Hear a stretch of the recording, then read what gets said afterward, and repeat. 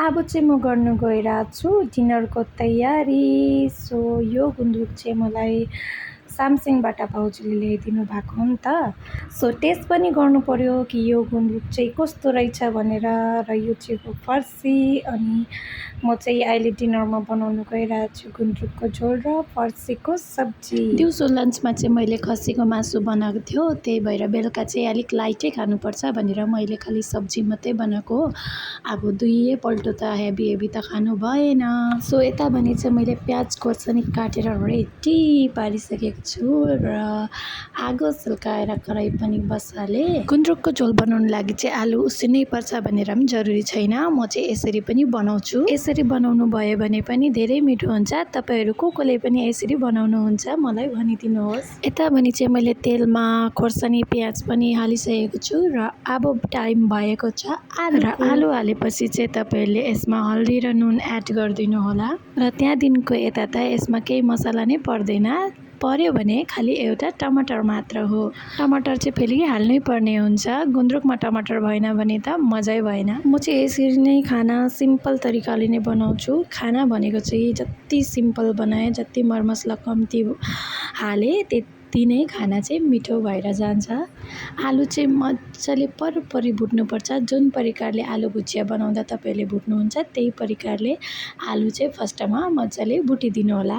र मैले चाहिँ यहाँ एकपल्ट मजाले भुटेर पनि आलु एकछिन छोपेर फेरि हेर्दा आलु चाहिँ मजाले पाकिसकेको छ। र यता भने चाहिँ मैले टमाटर पनि काटेर रेडी पारेको छु र गुन्द्रुक पनि मजाले धुइधाइ पारेर रेडी पारिसकेको छु। तपाईँहरू कसले गुन्द्रुक नधोइ पकाउनुहुन्छ? म चाहिँ हमेसा धोएरै पकाउँछु, किनकि गुन्द्रुकमा पुरा माटो धुलोहरू हुन्छ नि त, त्यही भएर म चाहिँ धुइधाइ मजाले चालेर पनि राख्छु।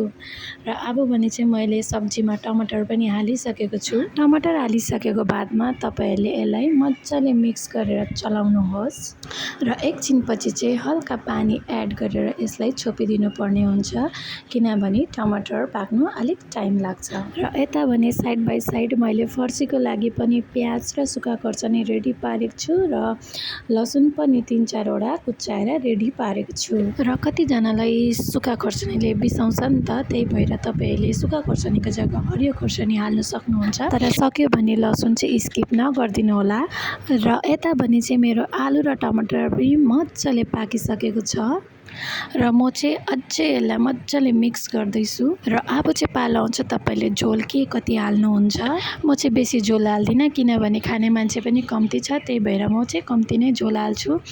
र गुन्द्रुक चाहिँ कसैले भुटेर पनि हाल्नुहुन्छ, कसैले नभुटे पनि हाल्नुहुन्छ, चाहिँ आफ्नो अनुसार गर्नु सक्नुहुन्छ। गुन्द्रुक पहिल्यै भुटेर राखेर पछाडि एड गर्दा पनि हुन्छ, तर म चाहिँ नभुटी नै हाल्छु, मलाई चाहिँ यस्तै मनपर्छ। र अब चाहिँ भने मेरो गुन्द्रुक अलमोस्ट पाकिसकेको छ, अनि यता चाहिँ म फर्सी पनि काट्दैछु।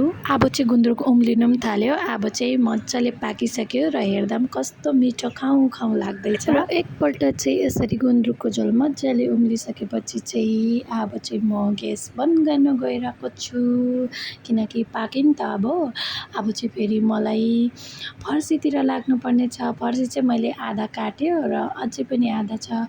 फर्सी चाहिँ म यहाँ देखाउँदैछु कस्तो मजाको कलिलो छ। अब फर्सी चाहिँ भने अलिकति पकाउँदा कम्ती हुने, सबै पकाउँदा धेरै हुने हो, त्यही भएर चाहिँ के गरौँ भयो। मेरो पालि सबै काटिदिएँ, लु घरिघरि खानु पनि मन लाग्दैन। र यता पनि चाहिँ मैले कराई पनि बसालेर गरम गरिसकेँ र यसमा अब म एड गर्छु तेल। र तेल मजाले गरम भएपछि चाहिँ तपाईँहरूले यसमा लसुन पड्काइदिनुहोस्। कतिजनाले 5 फोरन पनि हाल्छ, तर मलाई चाहिँ 5 फोरन त्यति मन पर्दैन भनेर म चाहिँ प्याज र खोर्सानी नै पड्काउँछु। र लसुन मजाले रातो भएर खोरिसकेपछि चाहिँ तपाईँहरूले यसमा प्याज र खोर्सानी एड गर्नुहोस्। र प्याज र खोर्सानी मजाले एड भएपछि चाहिँ फर्सी हालिदिनुहोस्। यहाँ चाहिँ मैले फर्सी हालेको भिडियो नै गर्नु बिर्सिहालेछ। अब भिडियो गर्ने बानी छैन नि त, घरि के बिर्सिन्छ हो। अन्त यसमा हल्दी एड गरेर एकछिनमा तपाईँहरूले नुन एड गरिदिनु होला र यसको मसाला चाहिँ फेरि यति नै हो। त्यहाँदेखिको उपरान्त चाहिँ म केही एड गर्दिनँ।